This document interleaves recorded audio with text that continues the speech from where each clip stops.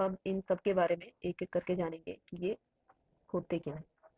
तो सबसे पहले हम देखते हैं प्लाज्मा के बारे में। प्लाज्मा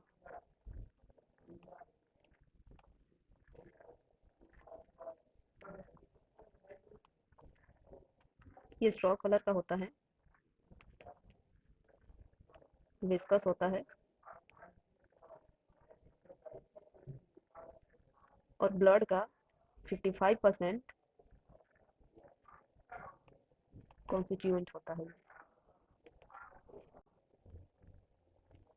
प्लाज्मा के अंदर 90 से 92% जो होता है वो वाटर होता है और 6 to 8% जो कॉम्पोजिशन होता है प्लाज्मा का वो होता है प्रोटीन। और ये जो प्रोटीन होते हैं इनमें क्या क्या हो सकते हैं, ये होते हैं फिब्रिनोजेन, ग्लोबुलिन एंड एल्ब्यूमिन। ये जो है प्लाज्मा के मेजर प्रोटीन्स हैं।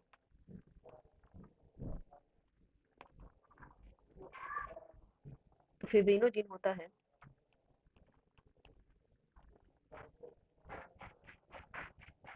ये हेल्प करता है ब्लड क्लॉटिंग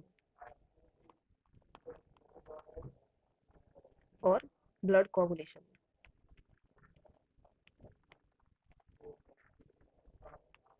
अब ब्लड क्लॉटिंग और ब्लड कोगुलेशन होता क्या है, जैसे कि मान लीजिए ये एक हमारी ब्लड वेसल है, इसके अंदर ये आरबीसी है, वो फ्लो कर रहे हैं।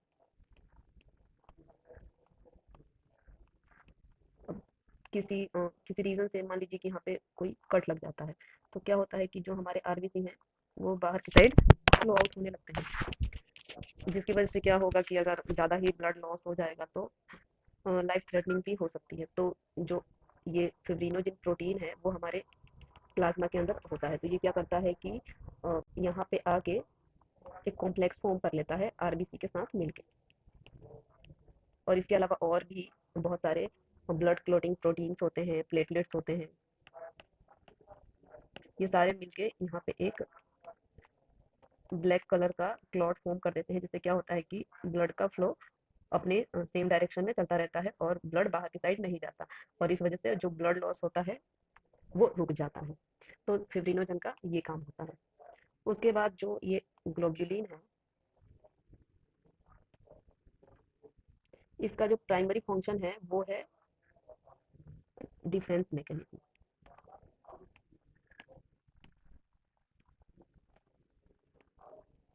और बॉडी का ऑस्मोटिक प्रेशर बैलेंस करके रखना।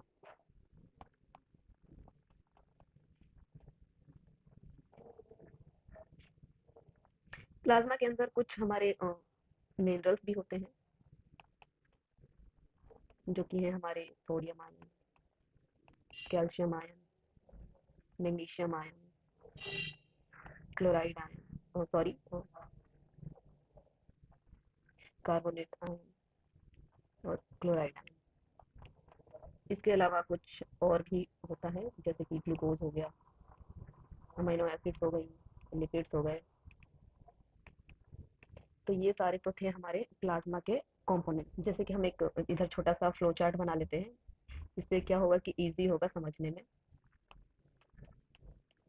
ब्लड जो होता है वो दो कॉन्स्टिट्यूएंट से मिलके बनता है। एक तो होता है हमारा प्लाज्मा, दूसरा होता है फॉर्म्ड एलिमेंट। प्लाज्मा के अंदर हमने देखा था एल्ब्यूमिन होता है, ग्लोबुलिन होता है, वाटर होते हैं, मिनरल और क्लोटिंग फैक्टर्स होते हैं। लेकिन जो हमारा ये फॉर्म्ड एलिमेंट है ये मेनली कॉन्स्टिट्यूएंट होता है आरबीसी का, डब्ल्यूबीसी एंड प्लेटलेट। अब जो ये डब्ल्यूबीसी होता है वो फर्दर दो टाइप्स का होता है। एक होता है फेगोसाइट, दूसरा होता है लिम्फोसाइट। लिम्फोसाइट फिर से आगे दो में बदल जाता है, मतलब कि ये दो टाइप्स का होता है, जैसे कि बी सेल और टी सेल।